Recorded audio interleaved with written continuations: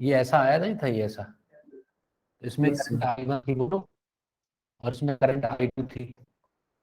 तो ये जो I2 करंट कैरिंग वायर है किसकी मैग्नेटिक फील्ड में है? I1 वाले, I1 की जो मैग्नेटिक फील्ड है उसी में तो है। तो जो I2 करंट कैरिंग वायर है उसके हर पार्ट पर जो मैग्नेटिक फील्ड है उसकी वैल्यू अलग अलग है कि एक ही है? अलग अलग है। तो अगर अलग अलग है तो हमें क्या काम करना होता है, इसको छोटे छोटे पार्ट्स में ब्रेक करना होता है। ये बच्चों याद आया जो उस दिन हम लोगों ने किया था?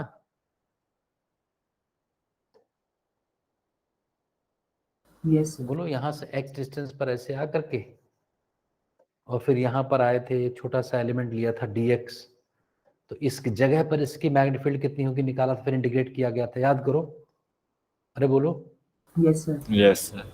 तो I dl क्रॉस b,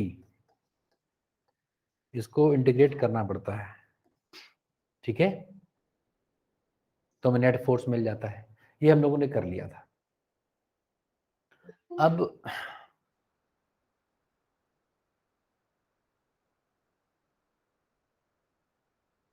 अब एक काम करते हैं, चलो देखते हैं, ये तो पुरानी बात है। अब कुछ इंपॉर्टेंट डिस्कशन है, मैं अभी टॉपिक नहीं बताऊंगा कि क्या डिस्कस करने जा रहे हैं, अभी पता चलेगा कि क्या डिस्कस कर रहे हैं। तो इस तरीके से क्या दिखाते हैं हम लोग, लिखा है कुछ इस पर, एस करके लिखा ना कुछ, शिवा ने लिखा है, शिवा इस पे SHIVA इंग्लिश से लिखा।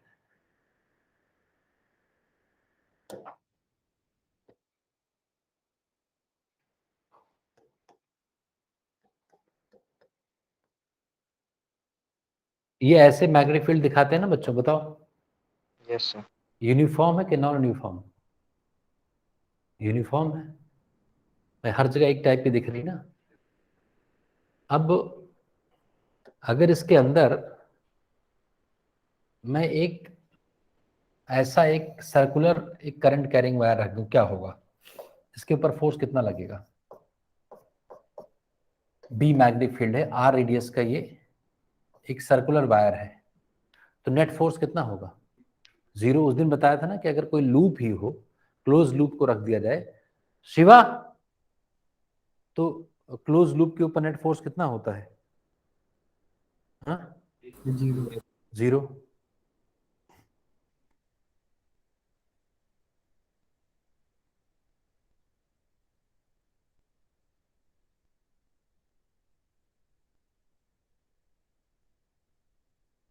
तो नेट फोर्स 0 होता है बच्चों। याद आया कि जो क्लोज लूप होता था उसमें कराया था मैंने, अगर यूनिफॉर्म मैग्नेटिक फील्ड है तो नेट फोर्स कितना होगा? अरे जल्दी बोलो। 0 कराया था ना ये कि नहीं कराया था? ये बता दिया था। Yes, sir. Yes. अब ये अच्छा एक बात सोचते हैं कि अगर मैं इस जो करंट कैरिंग वायर आपको दिख रहा है इसका मैं एलिमेंट लेता हूं, मान लो एक छोटा सा एलिमेंट मैंने यहाँ लिया DL, कितना लेंथ लिया? DL मैंने ले लिया, DL पार्ट एक लिया, DL पार्ट, छोटा सा पार्ट देखो DL, इस है ना, इसका छोटा सा आर्क, इस पर फोर्स किधर लगेगा? इस पर फोर्स किधर लगेगा? आउटवर्ड्स। अरे बच्चों, फोर्स लगेगा ना outwards. Yes, sir. Yes sir. और इसके सामने अगर मैं ले लूं छोटा सा पार्ट, छोटा सा ये इसके सामने बिल्कुल, तो उस पर, इस पर भी बाहर लगेगा कि नहीं? ऐसे यहां पर अगर मैं लूं तो उस पर भी बाहर लगेगा, यहां पर लूं तो उस पर भी बाहर लगेगा। मतलब अगर मैं छोटे छोटे पार्ट्स में इसको देखूं तो ये हर पार्ट बाहर खींच रहा है कि नहीं? अरे बोलो। तो वैसे ये आपस में तो एक दूसरे को कैंसिल आउट कर रहे हैं, लेकिन ये पूरा जो एक ये पूरा पार्ट है ये फैलना चाहता है, देखो सोचो जरा, जाना कहीं नहीं चाहता, चल नहीं पाएगा। नेट फोर्स 0 है लेकिन हर पार्ट में टेंशन है, हर पार्ट दूर होना चाहता है। मेरी बात समझ रहे हो कि नहीं? देखो हर पार्ट इससे अलग होना चाहता है, ये जो पार्ट है ये अलग नहीं होना चाहता, इधर धक्का लग रहा है इससे, बाकियों के कंपैरिजन में ऐसे लग रहा है कि नहीं, ये भी अलग होना चाहता है, ये भी अलग होना चाहता है, ये भी अलग होना चाहता है, हर पार्ट इससे अलग होना चाहता है। इस सर्कल के फॉर्म में अगर अगर इनको यहाँ से मान लो यहाँ से ऐसे कट कर दूं मैं ना ऐसे, तो ये अलग इधर हो जाएगा। सोचो जरा, अगर मैं यहाँ से कट कर दूं इस पार्ट को, इसके ऊपर इधर कोई धकेल रहा था, अगर मैं यहाँ पर इसे कट कर दूं तो ये पार्ट इधर चल पड़ेगा। अरे बच्चों बताओ, यस सर। इसका मतलब ये इनमें ये इनके पास एक्सपेंड होने की टेंडेंसी है।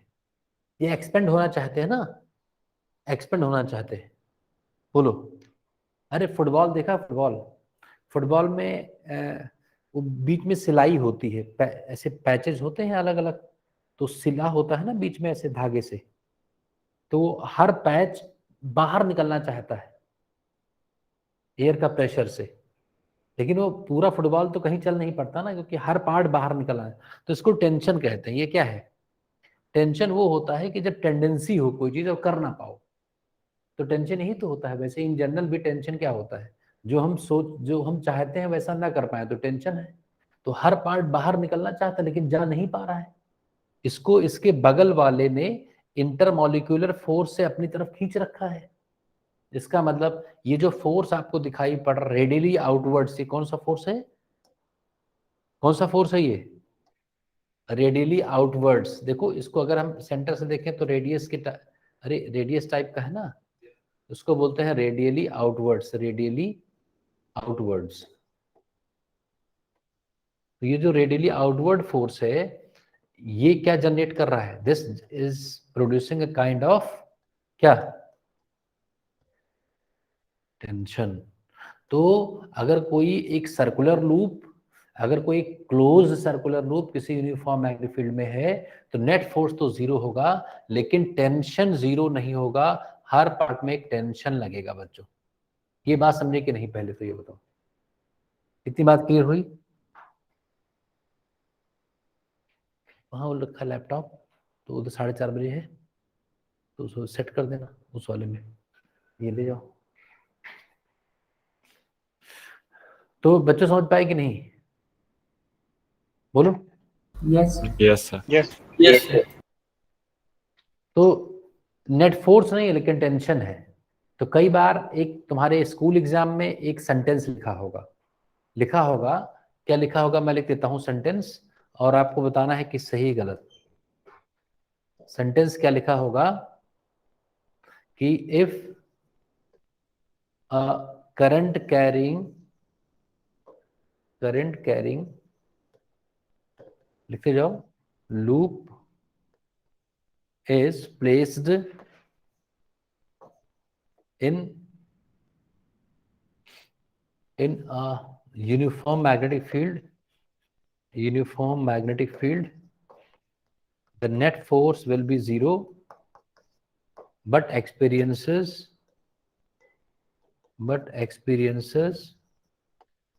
a kind of tension। सही है? ये सेंटेंस सही कर देना है। यस सारे सर। बच्चे बताएं, क्लियर हुई बात? यस ऐसा हो गया, लिख दिया हम लोगों ने। लिख लो जल्दी। अब टेंशन कितना होगा ये निकालना है। टेंशन होगा पक्का है। अगर सुन लो, लिखो मत अभी। अगर कोई फ्लेक्सिबल लूप हो, फ्लेक्सिबल, अगर मान लो ये लूप रिजिड ना हो, ऐसे ऐसे हो तार जैसे, ये सिंपल तार है, फ्लेक्सिबल तो तार है, ये तार है, करंट कैरिंग तार है, इसमें करंट तो है।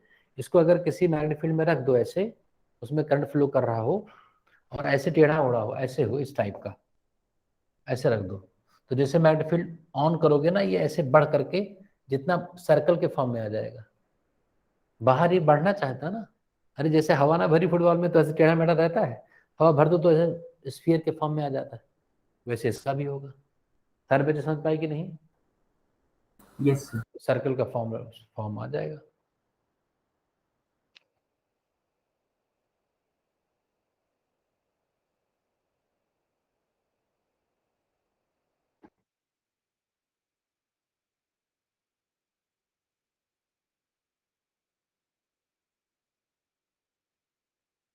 इसकी वैल्यू निकालनी है, टेंशन कितना होता है बच्चों। ये हर जगह पूछा जाता है, हर जगह पूछा जाता है।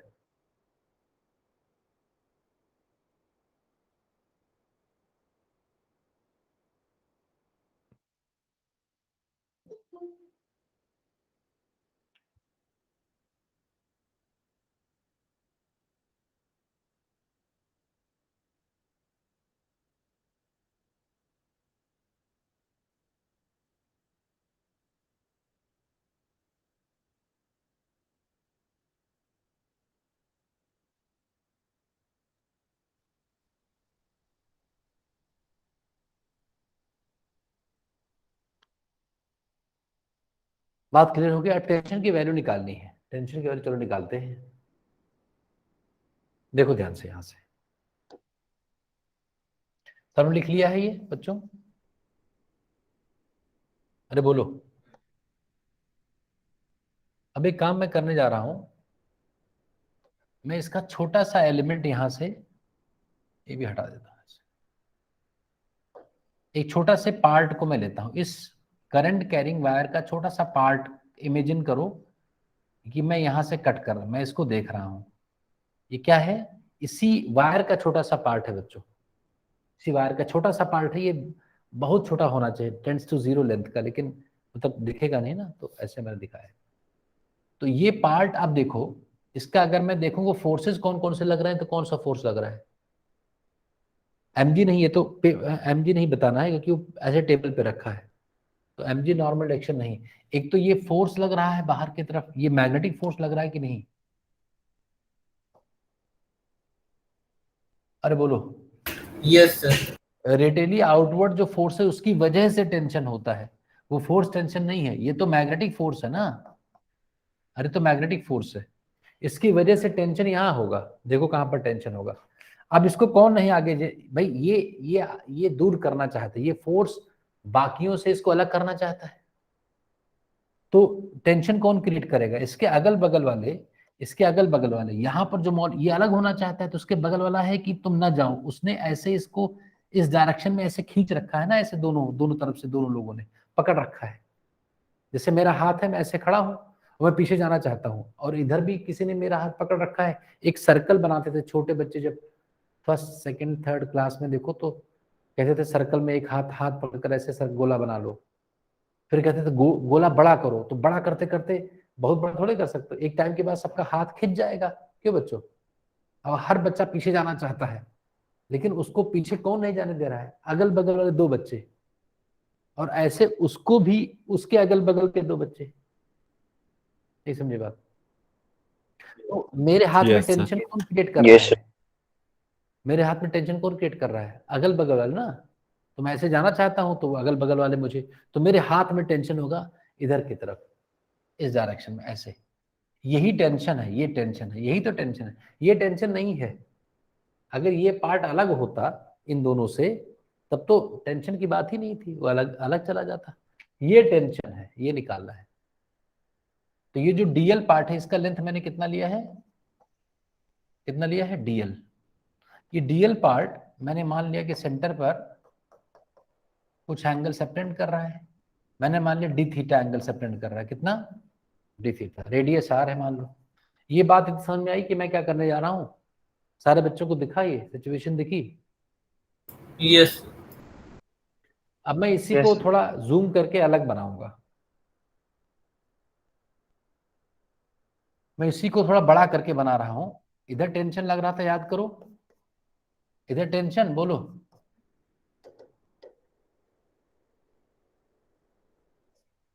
ये एक सर्कल का आर्क था, यहां पर एंगल सबटेंड हो रहा था। बोलो भाई बच्चों।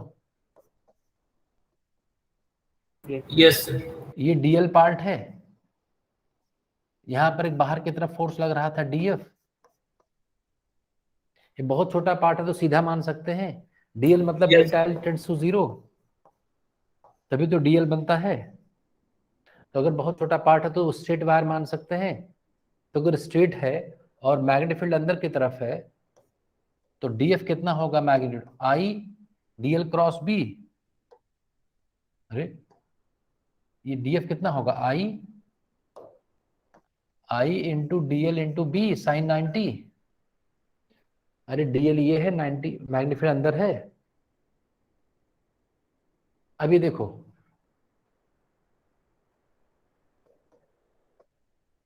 ये एंगल दोनों कितना होगा, D theta by 2।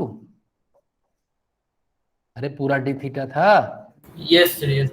Yes, sir. तो ये एंगल कितना होगा, अगर मैं सेंटर की तरफ ऐसे देखूं और यहाँ पर ऐसे इसके परपेंडिकुलर, इस लाइन के परपेंडिकुलर, इस लाइन के परपेंडिकुलर यहाँ पर ऐसे बनाऊं और यहाँ मतलब इस फोर्स को रिजॉल्व कर दूं, अगर मैं यहाँ पर भी ये लाइन और ये लाइन ऐसे, तो ये अल्टरनेट एंगल हो गया। अरे जब इसको मैंने इसके पैरेलल ड्रॉ कर दिया तो ये अल्टरनेट एंगल हो गया, ये भी तो डी थीटा बाई 2 हो गया। Yes, और sir. ये 90 माइनस डी थीटा बाई 2 हो गया, और ये डी थीटा बाई 2 हो जाएगा, ये इसके परपेंडिकुलर है। ऐसे ही इधर भी डी थीटा बाई 2। तो टी का कंपोनेंट बताओ, टी का ये वाला कंपोनेंट कितना होगा, T cos d theta by 2 ना बच्चों। अरे कंपोनेंट तो Yes, याद है, sir. 11th क्लास से पढ़ा रहा हूँ भाई। 2 कॉस डी थीटा बाई 2, और ये भी कितना, T cos d theta by 2, और ये कंपोनेंट कितना अंदर वाला, T sine d theta by 2, और ये भी कितना, T sine d theta by 2। बच्चों जल्दी बोलो, अरे ठीक है कि नहीं। Yes, sir. तो इस वाले फोर्स ने तो इसको बैलेंस कर लिया, और ये कहीं जा तो रहा नहीं है तो यहीं, बट टेंशन भी तो है। तो इस फोर्स को इन दोनों ने बैलेंस कर दिया। तो इसका मतलब I D L B equal हो गया 2t sign d theta by 2। और छोटे एंगल के लिए, जब एंगल छोटा हो तो साइन एक्स की जगह साइन हटा सकते हैं, एक्स लिख सकते हैं। For very small angle sine x is x. जानते हो कि नहीं समझ रहे हैं? एक थ्योरम होती है, limit sine x by x x tends to 0 is equal to 1। इसका मतलब एंगल अगर बहुत छोटा है तो ये दोनों, इसका रेशियो 1 आ रहा है, इसका दोनों बराबर है। तो ये डी थीटा तो है, तो डी थीटा मतलब बहुत छोटा, तो बहुत छोटा है तो साइन हट सकता है यहाँ से। तो अगर मैं साइन हटा दूं तो क्या बचा, I into D L into B is equal to 2 into T into D theta by 2। क्यों बच्चों? अच्छा डीएल क्या होता है, आर्क लेंथ क्या होता है, radius into angle. Arc length radius और एंगल में एक रिलेशन होता है बच्चों। आर्क लेंथ रेडियस और एंगल में एक रिलेशन होता है। आर्क लेंथ को एस से लिखते हैं आर इंटू थीटा। ये बच्चों याद कर लो, ये तो पता होना चाहिए। Arc length is equal to R theta. तो यहाँ पर आर्क की लेंथ कितनी है, डीएल है, तो DL is equal to radius into angle subtended by the DL T theta. ये हो गया डीएल, और B is equal to T D theta. तो डी थीटा कैंसिल आउट हो गया। तो टेंशन कितना आ गया, आरबीआई लिख लो तो याद रहेगा, रिजर्व बैंक ऑफ इंडिया। तो हर पार्ट में जब भी कोई करंट कैरिंग वायर किसी मैग्नेटिक फील्ड में रखा जाता है तो नेट फोर्स 0 होता है, मतलब वो लूप कहीं चल नहीं पड़ेगा, लेकिन टेंशन में हर पार्ट रहेंगे। नहीं समझे? अगर नेट फोर्स होता तब तो एक्सेलरेट हो जाता, चल पड़ता, लेकिन वो चलेगा नहीं, बट टेंशन में सारे हैं और कुछ जा भी नहीं रहे। जैसे हवा में, फुटबॉल में हवा भरते हैं तो हर पार्ट फटना चाहता, अलग होना चाहता है। गुब्बारा हर पार्ट टेंशन में रहता है ना, उसकी टेंशन एक लिमिट के बाद जब क्रिएट करते हैं तो वो भाई बर्दाश्त से बाहर होता है, अलग हो जाता है जिससे। ये लिख लो, और देखो इसमें कोई डाउट हो तो पूछ लो। ये सीधा क्वेश्चन मिलेगा बच्चों, बात मान लो। अभी जितने भी एग्जाम हो रहे हैं,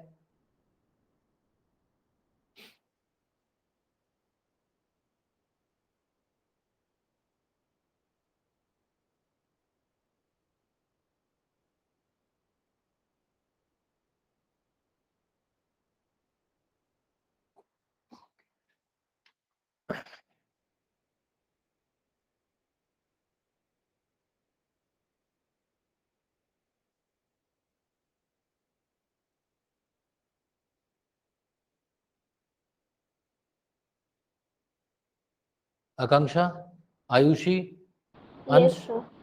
कोई डाउट इसमें यहाँ तक? No, No, sir. sir. No, बानी, sir. प्रांजल, सजल, हर्ष, No, sir. जयश्रुत, Krishna, No, sir. Kritika, No, sir. राज और उत्पल। No, sir. No. भाई ये डेरिवेशन जो जो किसी टारगेट एग्जाम की तैयारी कर रहे हैं, नीट और जेई की तैयारी कर रहे हैं, उनको तो डेरिवेशन मतलब एडवांस में तो डेरिवेशन सीखना है, क्योंकि वो कहीं बीच से पूछ लेंगे कि चेंज कर देंगे थोड़ा सा बीच में। लेकिन जेई मेन वालों को, नीट वालों को ये अगर रिजल्ट याद है, निकलेगा कि एक एक वायर लिखा रहेगा, तीन ही क्वेश्चन में तीन ही चीजें दिए रहेंगी, आर दिया रहेगा, बी दिया रहेगा, आई दिया रहेगा, और वो जगह टेंशन कितना है। तो टेंशन में नहीं आना है, कैलकुलेट कर देना है, जो दिया है तीनों वही मल्टीप्लाई कर दो। आरबीआई याद रखना, आरबीआई।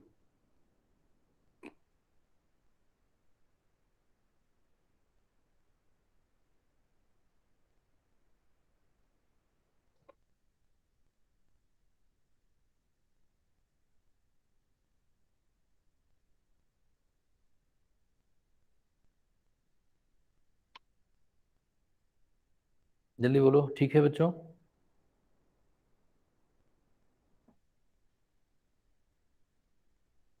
Yes, sir. इसको हटाऊं, आगे स्लाइड आगे करूं? सबने लिख लिया? Yes, sir. Yes, sir. Yes, sir. चलो, बहुत बढ़िया। तो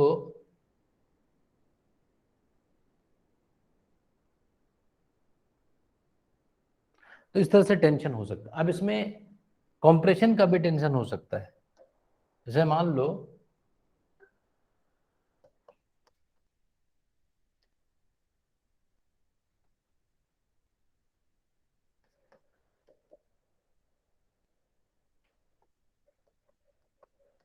ये मैग्नेटिक फील्ड है और ये एक वायर है, इसमें ऐसी करंट आ रही है इस बार आई, ये यूनिफॉर्म है, ये मैग्नेटिक फील्ड, ये आई है, आर रेडियस है ये। अब इसमें किधर होगा? अगर बताओ टेंशन होगी कि नहीं? किधर Yes, होगा? sir. इसके हर एलिमेंट के ऊपर फोर्स किधर होगा? Sir, रेडियली आपको।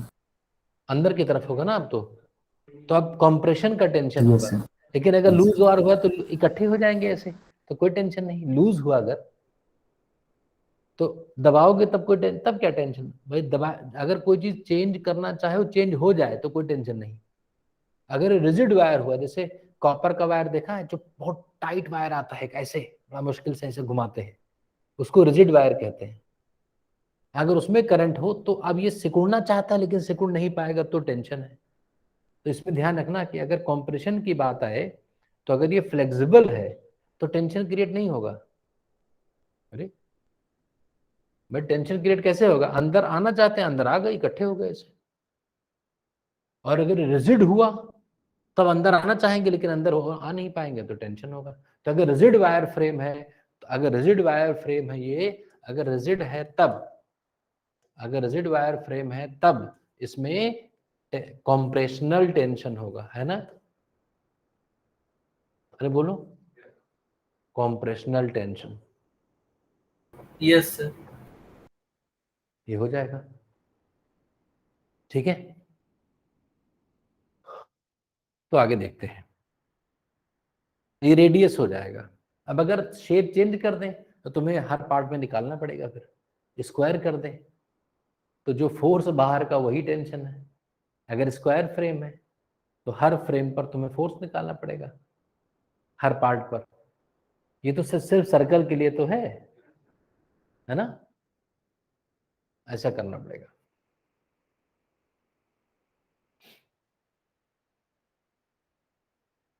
आगे देखते हैं। नाउ द लास्ट पार्ट बहुत इंपॉर्टेंट है। क्या है समझ में आएगा अभी?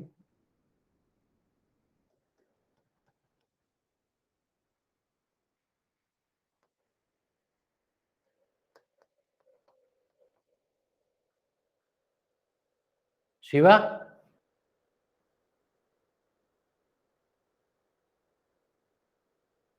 पानी गर्म है कि नहीं है? अभी लाना है? वो लाए थे पानी? ये मान लो एक और बड़ा कर देता हूँ।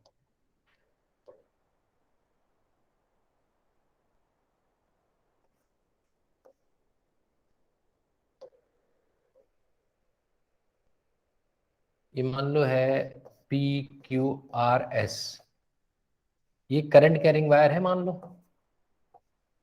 रेक्टेंगुलर वायर है, ठीक, लूप है। मान लो ये लेंथ, ये साइड L लंबी है और ये साइड B है। इसका एरिया कितना हुआ?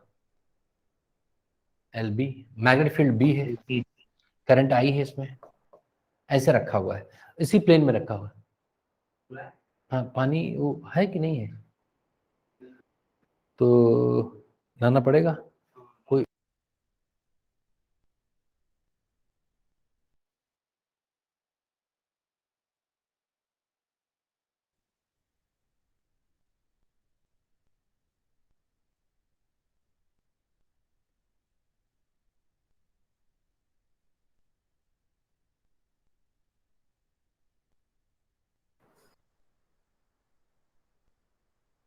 अब देखो भाई, ये बात समझे कि नहीं, बोलो। अब इसमें ये बताओ कि पी क्यू, तो इधर से ऐसे PQ पार्ट पर किधर फोर्स होगा? PQ पार्ट पर, PQ पार्ट पर नीचे फोर्स होगा कि नहीं? I cross B। सारे बच्चे बताएं। Yes sir. मान लो इसको F1 कह दिया, F1, और PQ, QR पार्ट पर किधर? QR, I cross B, right, F2। RS पर ऊपर ऊपर F3, और इस पर लेफ्ट F4। F1 होगा कितना? ILB, IBB। अरे बोलो बच्चों, यस सर। F2 कितना होगा? F2 की वैल्यू क्या होगी? ILB, है ना, ILB। इधर कितना होगा? F3, IBB, F4, ILB। सीधा फार्मूला भाई ILB वाला, बोलो बच्चे। Yes sir. Yes sir. Net force कितना है? नेट फोर्स, नेट फोर्स कितना है? 0। टेंशन, टेंशन होगा इसके पास, टेंशन इसके इसी के बराबर होगा। जैसे भाई यहाँ पर जो एटम्स हैं उसको कंप्रेस कर रहा होगा ना, तो टेंशन इसका इसी के इक्वल होगा। इस एंड पर टेंशन होगा, और तो कोई टेंशन होगा ही नहीं भाई। यहीं पर तो टेंशन होगा, इस जगह जहाँ ये जॉइंट है वो उसको प्रेस, जैसे बाहर निकलना चाहता होगा ना, अरे इसके बाहर निकलना चाहता होगा, तो बाहर निकलने पर इसमें जो टेंशन होगा वो यहीं पर होगा, सिर्फ जॉइंट पर, जॉइंट पर टेंशन होगा। अक्सर जॉइंट्स पर टेंशन होते हैं, जैसे जॉइंट्स ज़्यादा खराब भी होते हैं, बॉडी में भी जॉइंट्स पर ज़्यादा टेंशन होते हैं। यहाँ बीच में हड्डी का बहुत रोल नहीं है, ये सीधा वाला, इसका बहुत रोल है। ये यहाँ का जो सिस्टम, ये लीवर टाइप का है ना, इसका बहुत काम है, तो ये यहाँ पर टेंशन क्रिएट होता है। तो नेट फोर्स 0 है। अच्छा ये बताओ कि टॉर्क कितना? आकांक्षा, आकांक्षा, आकांक्षा, Yes, sir. अगर ये एक्सिस है, मान लो ये लाइन है, एक एक्सिस है, तो बताओ F1 का टॉर्क कितना होगा इस एक्सिस के अबाउट? ये एक्सिस है, याद करो 11th क्लास, इस एक्सिस के अबाउट F1 का टॉर्क कितना होगा? इस एक्सिस के अबाउट F1 का टॉर्क कितना होगा? बोलो। Torque of F1 about the axis, ये एक्सिस मैंने कह दिया, एक्सिस, इसके अबाउट घूम सकता है, इसको एक्सिस कह दिया, ये एक्सिस है। अबाउट द गिवन एक्सिस कितना होगा? 0। अगर कोई भी फोर्स एक्सिस ऑफ रोटेशन से पास करे तो कभी टॉर्क प्रोड्यूस नहीं कर सकता। बहुत बार बताया है, दरवाजा खोलते हैं, जो कुंडी लगी है जिसको हम घुमाते हैं पकड़ करके, वो अगर जहां हिंज, जहां कब्जा लगा है वही कुंडी लगा दी जाए तो दरवाजा टूट जाएगा लेकिन घूमेगा नहीं। नहीं समझे बच्चों? हेलो, अरे ये जो दरवाजा खोलते हैं ये जो है वहां लगा, जहां जिसके अबाउट घूमता है दरवाजा, एक्सिस है ना जहां पर दरवाजा अपने उससे ज्वाइंट होता है, Yes, sir. डोर जो फ्रेम है, फ्रेम से जहां ज्वाइंट, वहां वहां कब्जे लगे होते हैं। अरे हिंज लगा होता है, हिंज, उसी हिंज में ही ये ज्वाइंट फिट कर दिया, ये हैंडल लगा दिया जाए तो कभी दरवाजा घुमा पाओगे? ये तो बताया था कि अगर कोई भी फोर्स एक्सिस ऑफ रोटेशन से ही पास करता है तो उसका टॉर्क 0 होता है। F1 का टॉर्क 0 हो गया। ऐसे F2 का टॉर्क देखो, क्या उस F2 जो है उस एक्सिस को कट कर करेगा आकांक्षा? Yes, sir. देखो F2 भी एक्सिस को कट कर रहा है ना, उसका भी Yes, टॉर्क sir. कितना है? 0 है। ऐसे ही F3 उस एक्सिस के अबाउट टॉर्क कितना होगा? Torque of F3 about the axis कितना होगा? 0। और torque of F4 about the axis कितना होगा? 0। तो चारों चीजें 0 हो गई। मतलब ना तो इस फ्रेम में चलने की टेंडेंसी है, फोर्स भी नहीं है और टॉर्क भी नहीं है। यस या नो? Yes, sir. तो neither the loop will translate nor will rotate, ना ये स्थानांतरित होगा और ना इसमें घूर्णन गति होगी, रोटेशन भी नहीं होगा। समझे कि नहीं बच्चों? ना इसके स्थान में चेंज आएगा, अगर इसको रख दें हम इस तरीके से तो ना तो ये घूमेगा और ना चलेगा। बोलो बच्चे, समझ पा रहे हो मेरी बात की नहीं? यस या नो? सारे बच्चे बताएं। Yes, sir. तो जैसे ये Yes. है, ये रखा हुआ है, तो जैसे मैं ऐसे खींच रहा हूं, अगर मैं इधर उधर खींच रहा हूं तो क्या ये घूमेगा? नहीं। और अगर मैं ऊपर नीचे ऐसे खींचूं तब भी नहीं घूमेगा। So neither rotation nor translation, so net torque is 0 as well as क्या? अरे नेट टॉर्क भी कितना हो गया? 0। तो क्या ये बात हमेशा, ये तो बात हमेशा सही है कि अगर यूनिफॉर्म फील्ड में कोई करंट कैरिंग लूप रखा जाए तो नेट फोर्स हमेशा 0 होगा, हमेशा 0 होगा। लेकिन ये हमेशा नहीं 0, ये नॉन 0 भी हो सकता है। ये समझे बच्चों? अब देखते हैं कैसे। अब एक सिचुएशन फिर देखो, ये सबसे इंपॉर्टेंट बात है अभी तक जितना डिस्कशन आज का हुआ है, क्योंकि ये क्वेश्चन सीधे आएंगे।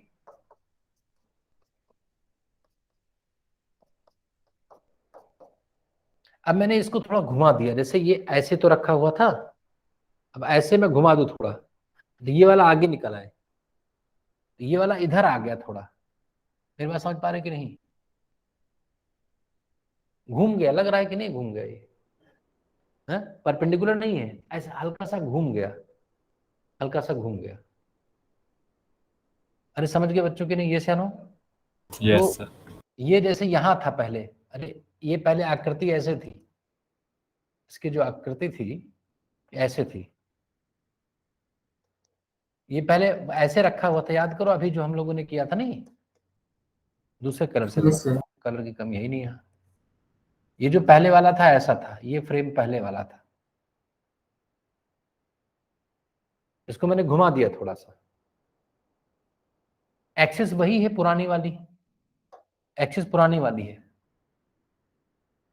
जिसके अबाउट घुमाना है। अब देखते हैं फोर्स क्या है। ये एक्सिस है। अब ये जो व्हाइट वाला आपको दिख रहा है, व्हाइट वाले पर आपको देखना है फोर्स। हर एलिमेंट, हर साइड पर पहले फोर्स देखते हैं, फिर टॉर्क देखेंगे।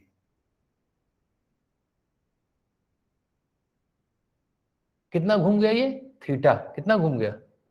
थीटा घूम गया। तो ये यहां से कितना घूम गया? थीटा घूम गया। हर, है ना? ये भी बाहर निकल आया, ऐसे ऐसे हो गया है। बच्चों बात समझ रहे हो कि नहीं? ये ऐसे रखा हुआ था, Yes, sir. ऐसा हो गया, ऐसा, हाँ ऐसे हो गया। ठीक है।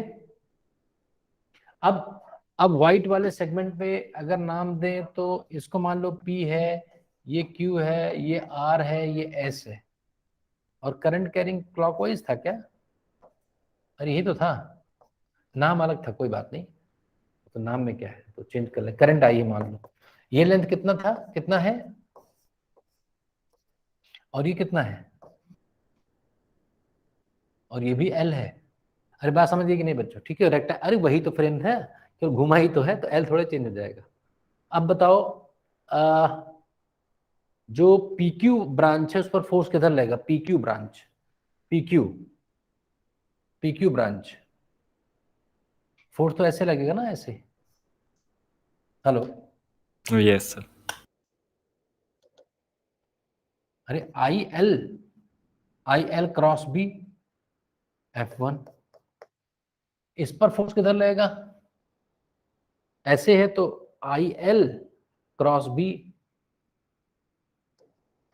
F2, इधर F3, इधर F4। तो F2 F4 तो अभी भी नहीं, अरे नहीं समझे बात मेरी। अरे टॉर्क ऑफ F2 कितना है? नेट फोर्स तो अभी भी 0 है। सारे देखो चार अपोजिट डायरेक्शन में है कि नहीं? अरे बच्चों, Yes, sir. Yes. फोर्स अभी भी 0 है ना? Yes. Yes, sir.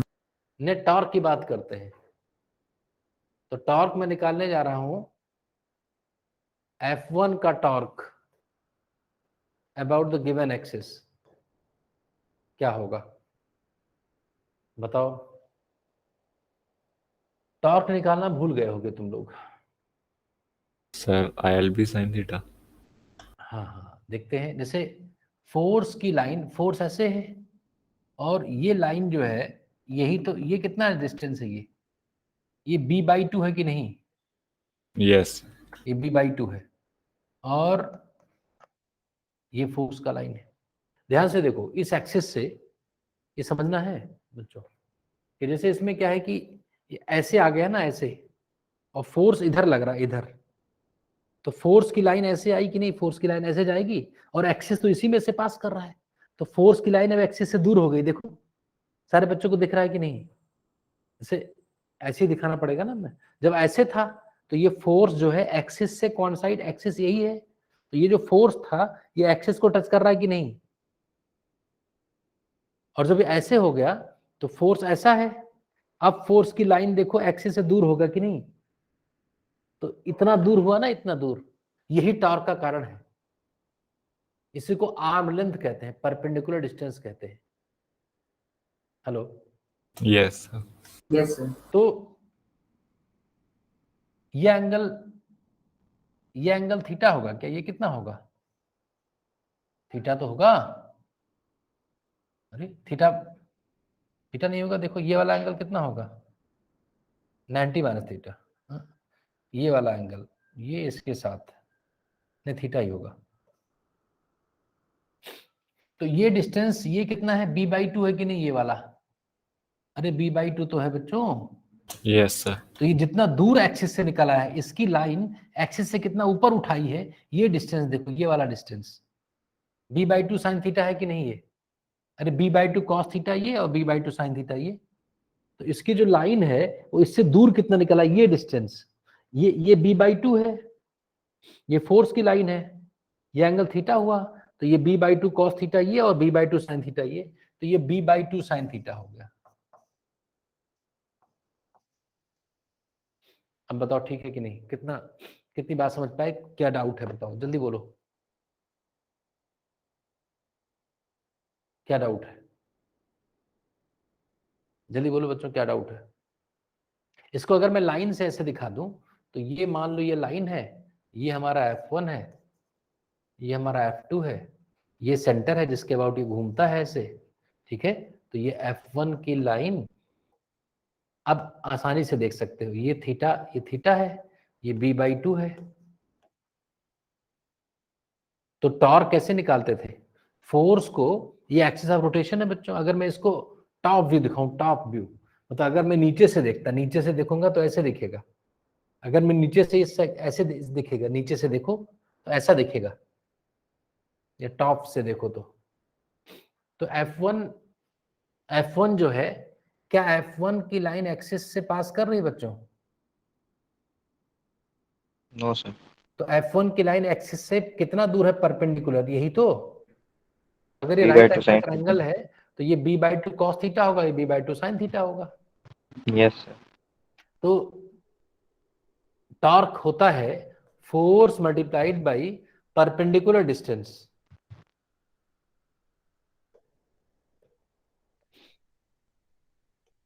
आ गया टॉर्क F1 का, एक्सिस के बाद टॉर्क आ गया। क्लॉकवाइज के एंटी क्लॉकवाइज, ऊपर से अगर देखा जाए तो, ऊपर से अगर मैं देखूं तो क्लॉकवाइज के एंटी क्लॉकवाइज, ऊपर से अगर देखूं बच्चों तो क्लॉकवाइज के एंटी क्लॉकवाइज, ऊपर से देखूं, देखो ऐसे है, ये इधर खींचे जा रहा है इधर, तो ऐसे क्लॉकवाइज घूमेगा ना, ऐसे देखो, ऊपर में देख रहा हूं, ऊपर से ऐसे ऐसे है, इसको इधर खींचो, इसको इधर खींचो, क्लॉकवाइज, ठीक है, क्लॉकवाइज, तो क्लॉकवाइज जगह। अब F2 का टॉर्क कितना हो जाएगा? 0, वो तो एक्सिस से पास ही कर रहा है बच्चों। अरे यस F2 का टॉर्क एक्सिस के अबाउट 0 है ना, और ये कौन सा था, F4 का टॉर्क कितना होगा? F4 का टॉर्क 0 हो जाएगा, और F3 का टॉर्क कितना ही होगा? अरे यही तो है, ये भी तो घुमाना जाए, एक कपल फॉर्म कर रहे हैं, तो F3 का फोर्स भी इतना, टॉर्क इतना ही होगा, F3 into b/2 into sine theta clockwise, ये भी क्लॉकवाइज अगर ऊपर से देखें, और ये भी क्लॉकवाइज, ठीक है। तो अब नेट टॉर्क कितना हो जाएगा? नेट टॉर्क, दोनों टॉर्क जब एक ही सेंस में है तो नेट टॉर्क क्या हो जाएगा? दोनों को ऐड कर दें तो क्या था? अरे क्या था, F1 और F2 का मैग्नीट्यूड तो इक्वल था ही। अरे F1 और F2 का मैग्नीट्यूड कितना था? F1 कितना था? ILB, और F2 भी तो ILB था। F1 और Yes, F2 का मैग्नीट्यूड तो इक्वल था ही, कितना? F1 और F3 इसमें है ना, F1 और F3 का मॉड, भाई कितना होगा मॉड? दोनों का लेंथ बराबर है, करंट बराबर है, मैग्नेटिक फील्ड इक्वल है, तो ILB होगा ना बच्चों। Yes sir. तो इनको अगर ऐड किया जाए तो दोनों एक ही चीज तो लिखी हुई है, तो एक का डबल ना कर दूं तो कितना हो गया? कितना था भाई? F1 F2 ILB F1 F3 हो गए, इंटू b/2 साइन थीटा, एक का हुआ, इंटू 2 हो गया। Yes sir. नेट टॉर्क कितना आ गया? I into L into B into sine theta, और ये होता है एरिया किसी रेक्टेंगल का, length into breadth. Yes sir. तो ये हो गया I into area into B into sine theta, और I इंटू ए होता है magnetic moment, current into area, याद करो बताया है। Yes sir. तो ये हो गया मैग्नेटिक मोमेंट, जिसको M से लिखते हैं, तो हो गया MB साइन थीटा। तो टॉर्क की वैल्यू आ गई कि नहीं है? Yes sir. जहां पर M क्या है,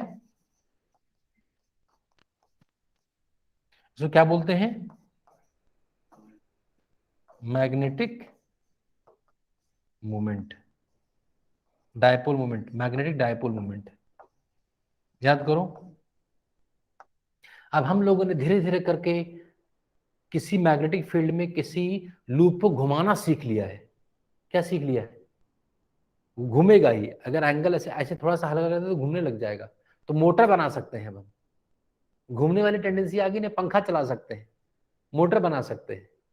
एसी में जो फैन है, जितना मोटर एक्शन होता है वो सब यहाँ कर सकते हैं।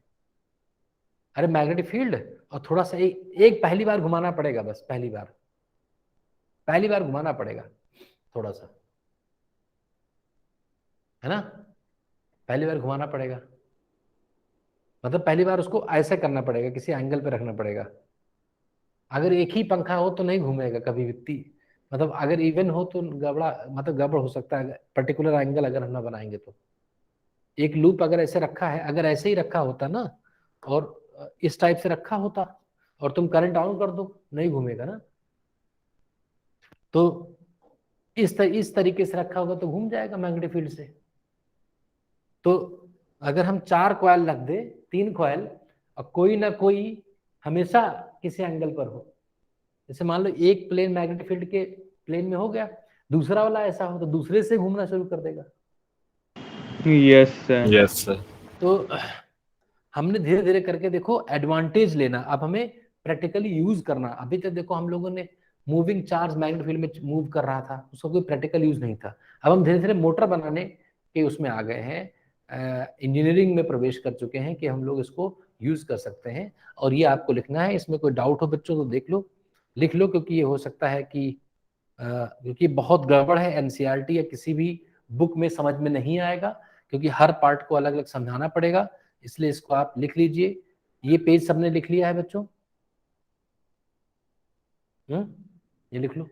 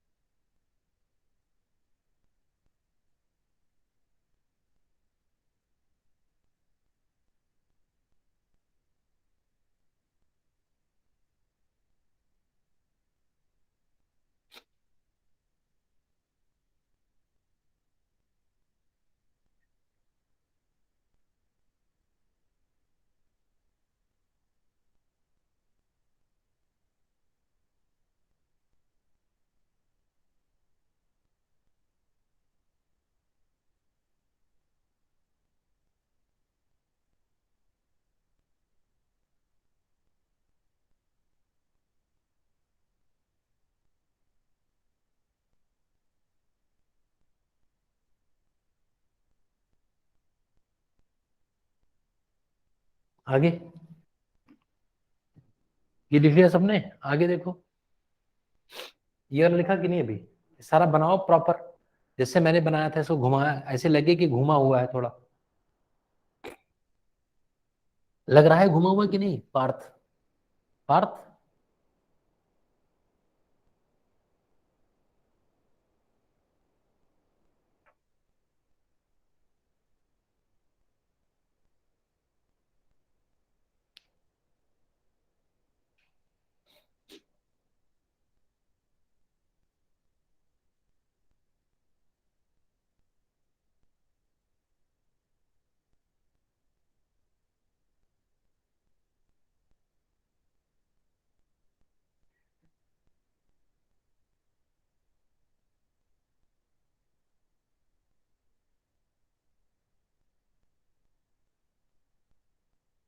बताओ, ठीक है? विशाल क्लियर? क्वेश्चन आएंगे बहुत बढ़िया बढ़िया, इस बार तैयार रहना है। जल्दीबाजी नहीं करनी है, जब बिल्कुल दिख जाए तो सब तभी कहना है। मतलब सोचने का तरीका ये होगा, चाहे जितना डिफिकल्ट क्वेश्चन आ जाए, सोचने की शुरुआत ऐसे ही करेंगे।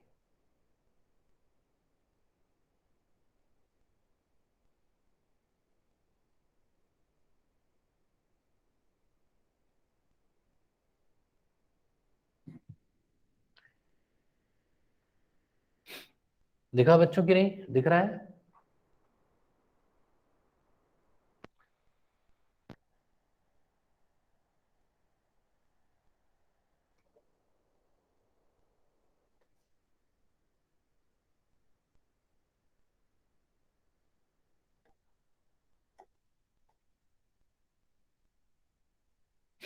हो गया?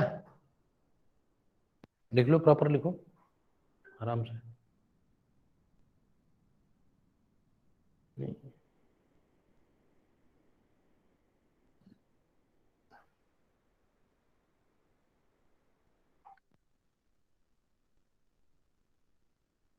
ये लाइन इसी के पैरेलल होगी ऐसे, ये और ये पैरेलल है।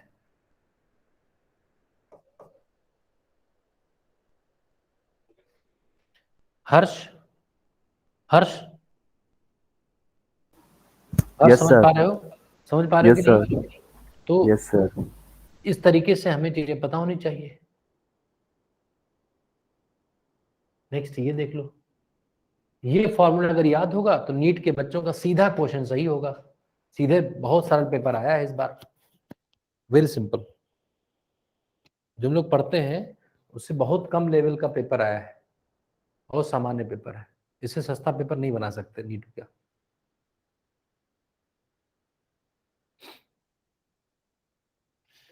करंट और एरिया को गुणा कर दो तो क्या आ गया? Magnetic dipole moment. मानी? Yes, sir. ये डेरिवेशन आएगा तुम्हारे उसमें, और इसके ऊपर न्यूमेरिकल्स आएंगे दिसंबर में, इसके ऊपर, इस फॉर्मूले के ऊपर।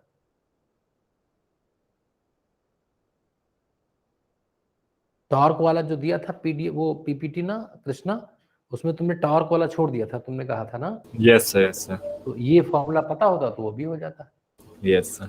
M B sine theta.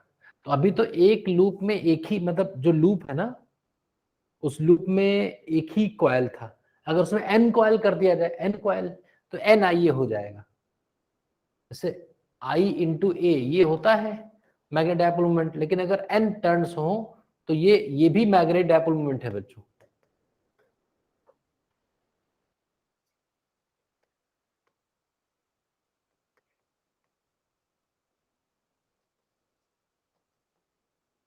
ये नंबर ऑफ टर्न्स अगर बढ़ा दो, इसीलिए इधर पंखा खोल कर अगर देखा हो तो बहुत कॉइल लपेटा होता है, एक ही नहीं होता है। जितना Yes, sir. जैसे 10 गुना कर दोगे तो टॉर्क 10 गुना हो गया, तो घूमने की प्रवृत्ति 10 गुना हो गई। 100 कर दो नंबर ऑफ टर्न, 100 गुना हो गई। तो सबसे सस्ता काम है नंबर ऑफ टर्न्स बढ़ाना। एरिया बढ़ाओगे तो बड़ा हो जाएगा एरिया, इसलिए पंखा भारी होता है। कॉपर कॉइल होता है, उसको उठाकर देखो तो भारी होता है, क्योंकि उसमें यही कॉइल्स का ही बहुत वेट होता है। तो एरिया बढ़ाओगे तो बड़ा बड़ा कितना बना सकते हो। करंट बहुत ज्यादा नहीं कर सकते, जो घरों में सप्लाई है, जो सप्लाई आएगी भाई पावर हाउस से, वो वही तुम्हारे घर में आएगी, तो वो कांस्टेंट है। मैग्नेटिक फील्ड जो है वो इलेक्ट्रोमैग्नेट है, वो तुम्हें क्रिएट करना होगा। किस टाइप से होता है? म्यूचुअल इंडक्शन से हम कर सकते हैं, करंट से ही। जो एक कॉइल है वो मैग्नेट बन जाए, दूसरा उसी में घूमने लगे, तो वो बी की वैल्यू ज्यादा नहीं कर सकते, एन करना सबसे आसान है। अब इसमें देखो, इसमें जैसे बच्चों हम लोगों ने ऐसे, मैंने बताया था ना कि ऐसे थोड़ा सा इस टाइप का था कॉइल। बोलो, अरे बोलो बच्चे। Yes, Yes, sir. sir. तो अगर ऊपर से मैं देखूं तो ये किधर घूमने लगा था? ऊपर से देखने पर किधर घूमने लगा था? Clockwise. The clockwise. क्लॉकवाइज घूमने लगा था ऊपर से देखने पर। ऊपर से देखने पर क्लॉकवाइज घूमने लगा था, ठीक है। ऐसे तो क्लॉकवाइज अगर घूम रहा है तो इसका एम वेक्टर, जो मैग्नेटिक डायपोल मोमेंट है, वो किधर होगा? वो वेक्टर क्वांटिटी होती है। जो एम है ना, ये जो एम है ये एक वेक्टर क्वांटिटी है बच्चों। इसका मैग्नीट्यूड यहाँ लिखा है, इसका डायरेक्शन भी मैंने बताया था आपको। अपने राइट हैंड की फिंगर्स को करंट की तरफ घुमाओ, अब राइट हैंड की फिंगर्स को करंट की तरफ घुमाओ। हेलो, राइट हैंड की फिंगर्स को करंट की तरफ घुमाओ। जो थंब आएगा ना, थंब ऐसे आएगा ना, ऐसे, Yes, sir. Yes, sir. वो ऐसे आएगा कुछ ऐसे। जैसे जब ऐसा था, जब ऐसे रखा हुआ था प्लेन, तो थंब इधर था। तो जब मैंने इसको ऐसे घुमा दिया, थोड़ा इसके ऐसे घूम गया ना, अरे Yes, sir. जैसे ये है, इसमें ये ऐसे है। तो जब मैं ऐसे घुमाऊंगा, थंब अंदर की तरफ है ना बच्चों, थंब। लेकिन जब इसको ऐसे घुमा दूंगा तो ये थंब भी तो घूमेगा ना थोड़ा ऐसे। तो एम वेक्टर जो है, अच्छा मैग्नेटिक फील्ड किधर है? Into the plane. किधर है? Into the plane. और जो एम वेक्टर है वो थोड़ा ऐसे आ गया है, ऐसे सोचो जरा। अरे बोलो बच्चे, दिखा नहीं सकते। एम वेक्टर ऐसा आ गया है। Hello, Yes, sir. तो एम एम वेक्टर को अगर बी की तरफ मैं घुमाऊं तो हमारा हाथ की फिंगर्स किधर घूमेंगी? अगर मैं राइट हैंड की फिंगर्स को एम वेक्टर की तरफ रखूं, एम वेक्टर की तरफ, और मैग्नेटिक फील्ड की तरफ घुमाऊं, एम वेक्टर की तरफ रखूं, एम इधर है ना, और मैग्नेटिक फील्ड इधर है, उधर, ये एम है, ये एम है, ये एम है, दिख रहा है कि नहीं? ये वाला एम है इधर वाला, और ये जो मार्कर है वो बी है। तो एम क्रॉस बी करूंगा तो ऊपर से देखने पर क्लॉकवाइज से तो घूम रहा है। Yes, sir. तो Yes, sir. ये जो फॉर्मूला हमने एम बी साइन थीटा लिखा है, इसको ऐसे भी लिखा रह सकता है, एम क्रॉस बी। ये याद करके जाना है एग्जाम में। इसमें डायरेक्शन भी है कि किधर घूमेगा। एम वेक्टर से एम बी वेक्टर की तरफ अपने फिंगर से घुमाओगे, टॉर्क मिल जाएगा। इसमें मैग्नीट्यूड कोई पूछे तो क्या होगा? एम बी साइन थीटा, बोलो। जहां पर थीटा क्या है? Angle between M vector and B vector. और एम वेक्टर कैसे निकालते हैं? राइट हैंड थंब रूल से। बी वेक्टर तो गिवन होगा क्वेश्चन में, एम वेक्टर कैसे निकालेंगे? जैसे मैंने बताया है, करंट की डायरेक्शन में अपने राइट हैंड के फिंगर से घुमाएंगे। अरे लूप होगा ही, तभी तो लूप के ऊपर ही तो टॉर्क है। Yes, sir. तो फाइनल फार्मूला ये मिल गया। अब इसकी हेडिंग नहीं लिखा था हम लोगों ने। हेडिंग क्या निकली? हेडिंग क्या निकली? Torque on a current carrying, बोलो,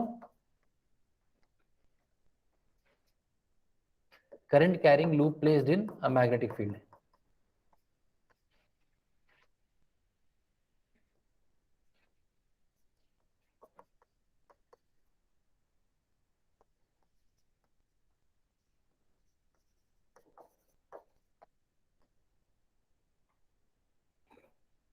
ये हेडिंग निकली।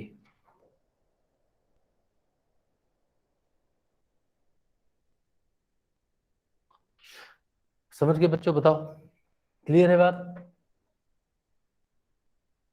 अरे बात क्लियर है कि नहीं? Yes, sir. अब मॉड्यूल ओपन करो।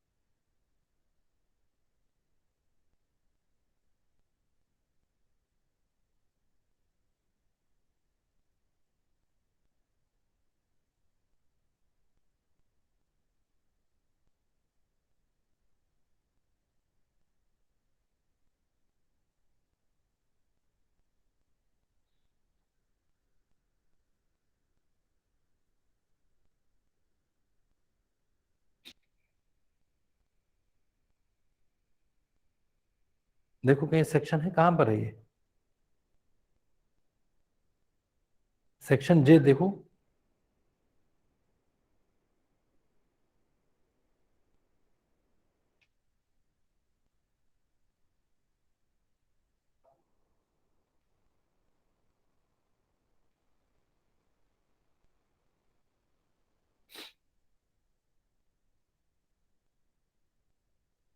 मिला कहीं क्वेश्चन बच्चों? जी, G1, a current, a circular coil of, देखो, अच्छा अभी पोटेंशियल ये नहीं निकाला है, एक एक पार्ट इसमें बचा हुआ, पॉइंट, लास्ट पॉइंट। ये तो हो जाएगा, J2 हो जाएगा, मैंने करा दिया है। J3 बताओ, J3, J3 बच्चों बताओ, J3, page number 9 of 47।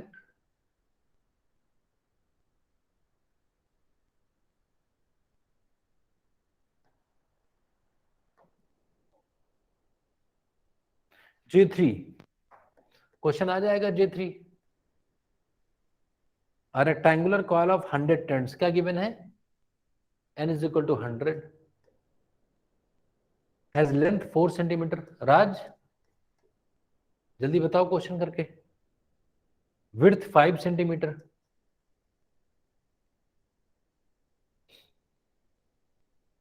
It is placed with its plane parallel to a uniform magnetic field. Plane अगर पैरेलल होगा तो थीटा कितना होगा? थीटा 90 होगा बच्चों. अगर प्लेन पैरेलल होगा, सोचो जरा, प्लेन पैरेलल होगा, अगर जिधर मैग्नेटिक फील्ड उधर ही होगा. जैसे देखो, मान लो बच्चों कि मैग्नेटिक फील्ड अंदर की तरफ है ऐसे, और ये रखा हुआ देखो, इसी के अलॉन्ग रखा हुआ है. अब ये जो प्लेन है इसके पैरेलल है, तो इसका जो नॉर्मल होगा, जब करंट इसमें फ्लो करेगी और राइट हैंड की फिंगर्स को मैं घुमाऊंगा तो थंब इसके परपेंडिकुलर तो आएगा प्लेन के. तो जो थीटा होता है, थीटा हमेशा प्लेन के परपेंडिकुलर, मतलब नॉर्मल और मैग्नेटिक फील्ड के बीच का एंगल होता है. यहां लिख लो, जो theta angle between M and B है, एम अगर ना दिया हो तो थीटा क्या हुआ? Theta is the angle between the plane of the coil and the magnetic field. क्या हुआ? या तो एम एंड बी है, या तो वो सीधा दिया हो, अगर ना दिया हो तो ये भी एंगल बिटवीन क्या क्या एंड क्या and perpendicular to the plane of the coil. Right hand thumb rule से निकालोगे तो आ जाएगा. थीटा 90 दिया है, और क्या दिया आगे? नंबर ऑफ टर्न्स हो गए, लेंथ हो गया, ये हो गया. मैग्नेटिक फील्ड करंट दी है, कितनी है करंट? करंट कितनी? 2 एम्पियर. मैग्नेटिक फील्ड कितना? 0. मैग्नेटिक फील्ड निकालनी है, टॉर्क अच्छा, दिया. निकालनी है मैग्नेटिक फील्ड. सर टॉर्क दिया 0.2 न्यूटन मीटर. 0.2 Newton metre. बस हो गया, क्वेश्चन यही था.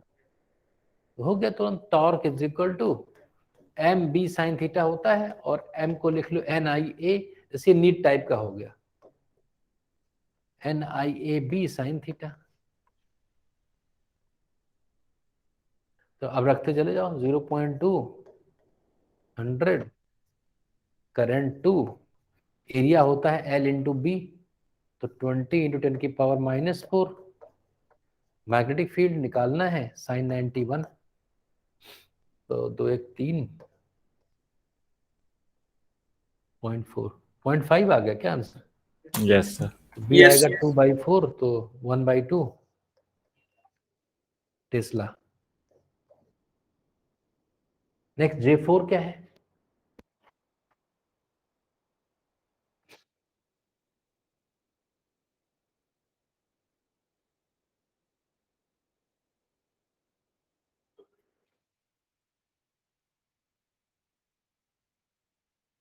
जल्दी बोलो बच्चों.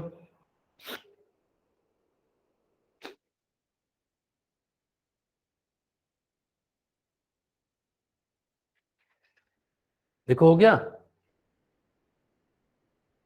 Hello hello.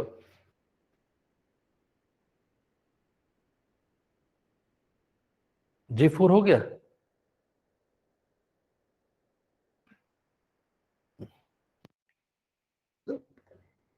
J4 में क्या दिया है? सबसे पहली बात क्या गिवन है? 50 टर्न सर्कुलर कॉइल, एन दिया है 50 turns of radius 4 centimetre.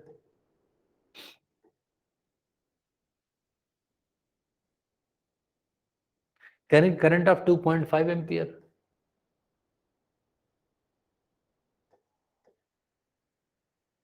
is rotated in a magnetic field of strength 0.2 Tesla.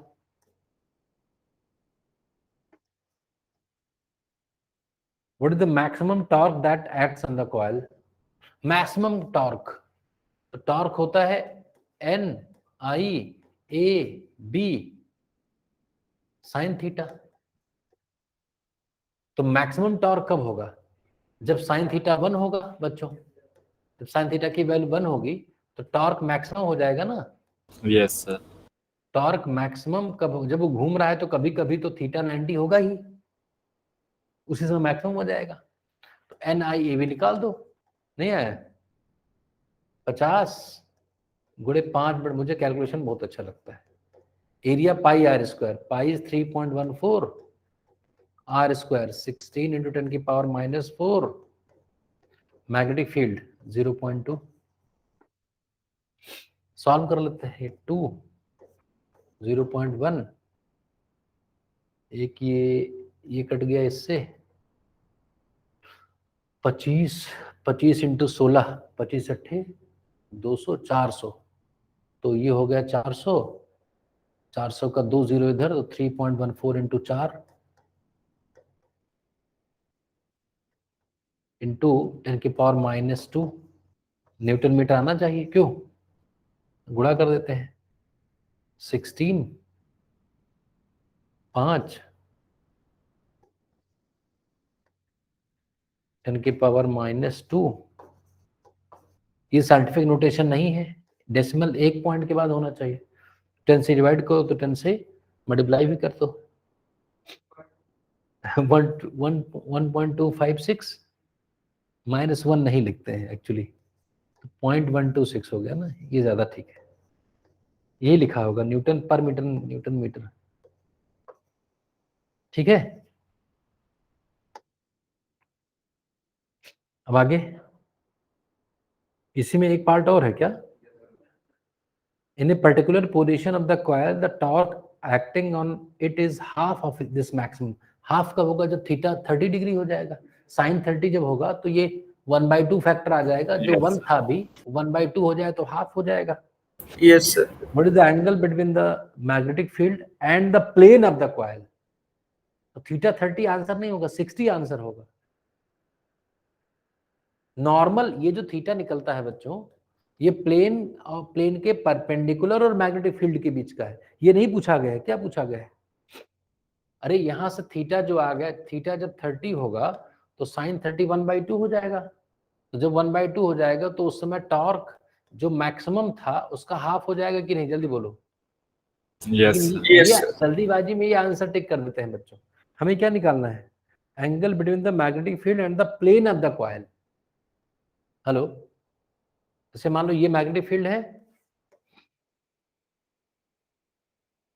और सर्कुलर कॉइल ऐसा है, तो ये नॉर्मल जो आया है ना, ये नॉर्मल, ये बच्चों आया 30 डिग्री और हमसे प्लेन पूछा गया है, तो ये 60 होगा ना, तो 60 डिग्री आंसर इज ना। अगर प्लेन से पूछा जाए तो 90 में से घुमा घटा करके बता दो, आंसर वुड बी क्या? 90 - 30, 60 डिग्री। बस ये सब क्वेश्चंस आते हैं, बहुत सिंपल सिंपल, बहुत अच्छे क्वेश्चंस भी मिलेंगे।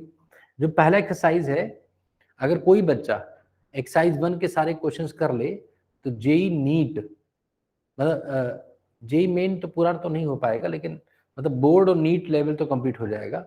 और जेई मेन के थोड़े कंसेप्ट बचेंगे जो उसको एक्सरसाइज 2 और 3 से करने होंगे। अभी पेपर अच्छा बना रहा है एनटीए जेई मेन का, तो उससे काम नहीं चलेगा, लेकिन जैसे इतना मिनिमम काम इतना करना पड़ेगा। ठीक है बच्चों, तो आज के लिए इतना ही। एक पोटेंशियल एनर्जी का है, वो थोड़ा एक्सप्लेन करने वाला टॉपिक है, तो मैं भी बहुत जल्दीबाजी में ख़त्म नहीं कर सकता, तो नेक्स्ट क्लास में ख़त्म हो जाएगा और आगे देखेंगे फिर। ठीक है, चलिए आज के लिए इतना है। Thank you, sir. Thank you, sir. इसी पर कंटिन्यू हो जाएगी सर की क्लास।